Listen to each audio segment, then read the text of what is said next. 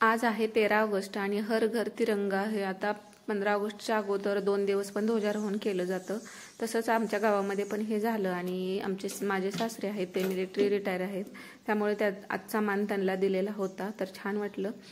आणि ही नवीन washing machine आलेली आहे, तर LGची आहे आणि 8 kgची आहे फ्रंट लोड. ही सांगलीतून घेतलेली आहे. मला वाटतं घेऊन पण म्हणजे बुक करून हे 10-15 दिवस झालेलं होतं. त्यावेळी त्यांची ऑफर होती काहीतरी 3 दिवसासाठी आणि क्रेडिट कार्ड यूज केल्यानंतर डिस्काउंट भेटत होता. त्यामुळं 36ची मशीन होती ती 32-33 पर्यंत भेटलेली आहे. आणि टॉप लोडपेक्षा फ्रंट लोडमध्ये कपडे बऱ्यापैकी स्वच्छ होतात असं मी ऐकलेलं होतं. आता पहिल्यांदाच मशीन आणलेली आहे, तर या अगोदर मशीन नव्हती, तर आता हे यूज केल्यानंतर कळेल. तसं बघायला गेलं तर हाताने कपडे ज्या पद्धतीने स्वच्छ होतात तसे कोणत्याच मशीनमध्ये होऊ शकत नाहीत. पण आपल्याला इमर्जन्सीला असतं, कधी आजारी असलं किंवा बाहेर गेलं आलं किंवा पाहुणे आले तर कपडे जास्त असतील तर त्यावेळी त्याचा यूज होईल.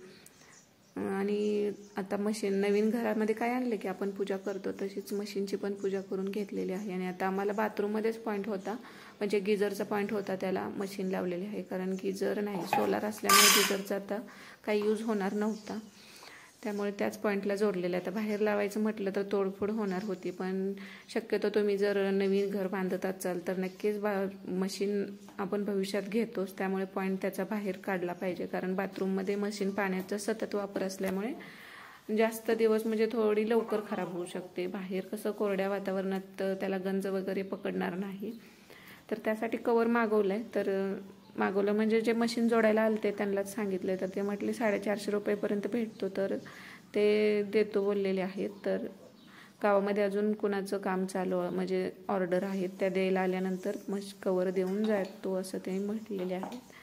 कवर घातल्यामुळे म्हणजे तेवढा ओलावा म्हणजे त्यावरती तेवढं पाणी उडणार नाही. पण 2 बाथरूम असल्यामुळे म्हटलं जाऊ त्यात एका बाथरूमचा जास्त यूज होईल. तर आता ज्यांना चपात्या उरकत नसतील किंवा पहिल्यांदा नवशक्य मुली असतील तर त्यांना काय होतं की चपाती भाजणं लाटणं यामध्ये वेळ जातो आणि चपाती तवा गॅस आपला खूप वाया जातो. तर त्यांच्यासाठी ही ट्रिक आहे की चपातीचे उंड किंवा अगोदर करून ठेवा तुम्ही, आणि अशा घडीची चपाती करत असाल तर अशा पद्धतीने घड्या बनवून पण तुम्ही ठेवून दिल्या तर काय होतं की पटकन तुम्ही नंतर लाटू शकता आणि मग जास्त वेळ जात नाही. आणि घडी करताना बघा थोडीशी मोठी घडी केली आणि त्यावरती थोडंसं सुकं पीठ टाकलं की आपली चपाती छान काटोकाट फुगते आणि दिवसभर चपाती मऊसुद्धा राहते जर चपाती व्यवस्थित फुगली गेली तर. आणि आता गहू तुमचं कसं आहेत आणि तुम्ही दळून कसं आणले ह्यानुसार पण आपण चपाती आपली मऊ कडक हे पण राहतं गव्हाच्या क्वालिटीवरती. तर आता हा माझा मी 3रा व्हिडिओ टाकलेला आहे, पण मी माझ्याबद्दल सांगितलेलं नव्हतं.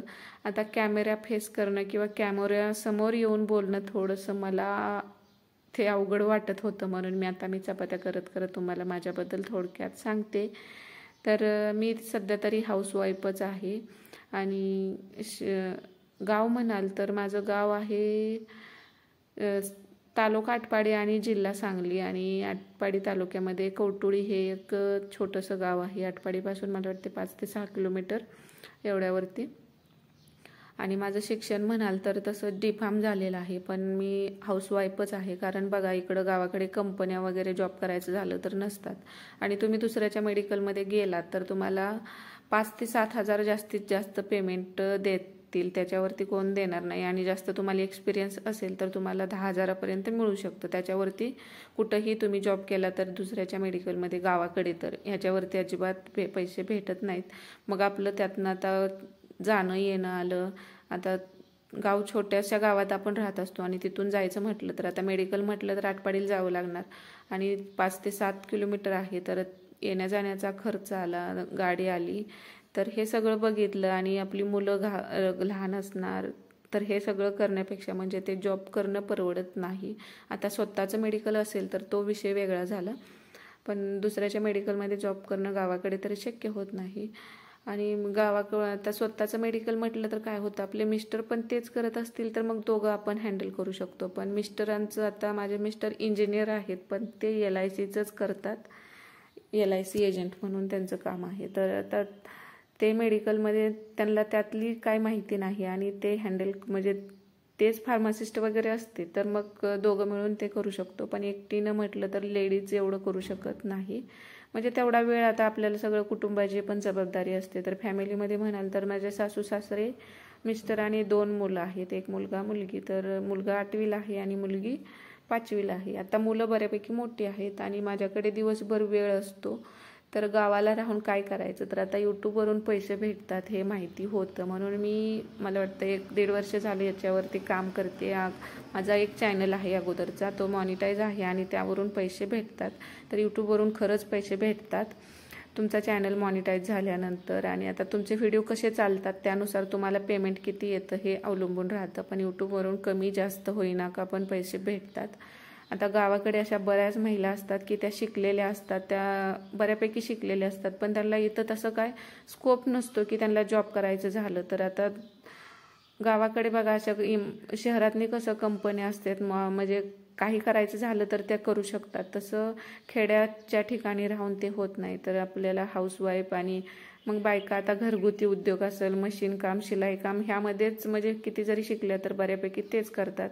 आता ज्या म्हणजे शिक्षिका असतील किंवा डॉक्टर असतील त्यांचं होतं, पण असं आता आमच्यासारखे फार्मासिस्ट असतील किंवा BA MAC करून असतील तर त्यांना जॉब करण्याचा दुसरा कोणताच ऑप्शन नसतो. त्यामुळे मी सुद्धा अशीच घरी असते. पण आता यूट्यूब म्हटलं जाऊ द्या तर आपण यूट्यूब करू शकतो. तर आता मी मिस्टरांना म्हटलं की मुलं मोठी झालेली आहेत, आपण करूया काय. तर त्यांचं म्हणणं असं होतं की यूट्यूब घरी बसून एवढं भेटतात त्यामुळे यूट्यूबच बरं आहे बाहेर जाऊन काही करण्यापेक्षा. तर आता म्हणून मी माझा अजून दुसरा चॅनल सुरू केलेला आहे. यावरती मी आपलं डेली रुटीन किंवा जे काय घरी म्हणजे आता आपण जास्त ट्रॅव्हलिंग वगैरे पण होत नाही, याचं घरगुती व्हिडिओ असतील तेच या चॅनलवरती येतील. आता मशीनमध्ये कपडे बघा धुवून झालेले आहेत, यामध्ये बऱ्यापैकी हे सुकलेलं आहे. आता ज्यावेळी पावसाळ्यात मशीनचा उपयोग होऊ शकतो, याला जास्त म्हणजे उन्हाची गरज नाही. पण गावाकडे बघायला गेलं तर उन्हाची काही कमी नाही, आता तर भरपूर ऊन पडते.